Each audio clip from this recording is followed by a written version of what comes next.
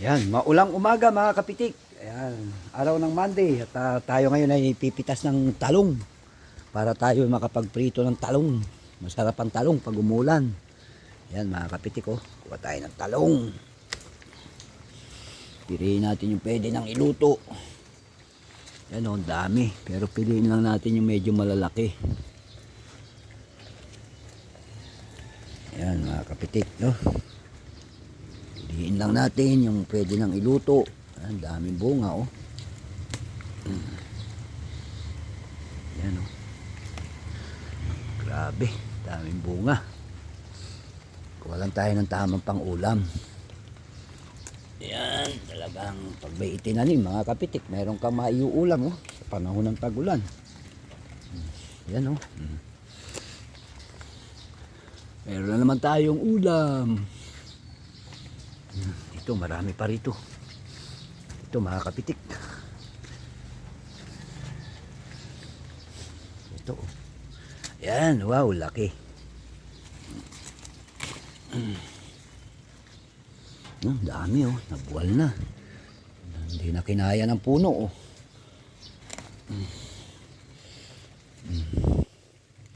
Yan mga kapitik, oh. Hindi na kinaya ng puno, dapat itali. Dami. Ito pa. Dapat itali ito. Yun, oh, bumabagsak sa bunga, oh. Daming bunga. Yan, oh. Panahon ng tagulan, masarap to.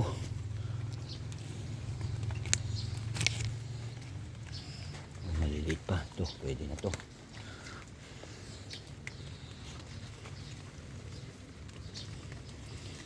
Okay mga kapitik, meron na tayong ulam. Ay, laga, sarap to, laga, oh. Daming bunga, oh. Tali natin. Ito pa. Ito, pwede na to.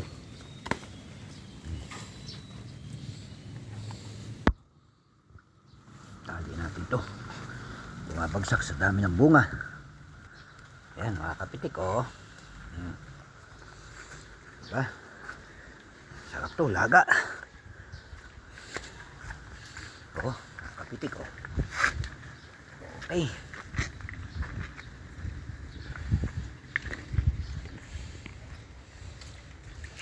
Okay mga kapitik. Na-save na naman ang ating pangulam. Sarap nilaga nito, oh. Ayan, oh. Oh, press na press. Walang spray. Natural. Ayan, oh, napakarami pa pong bunga niyan, oh. Ayan, oh.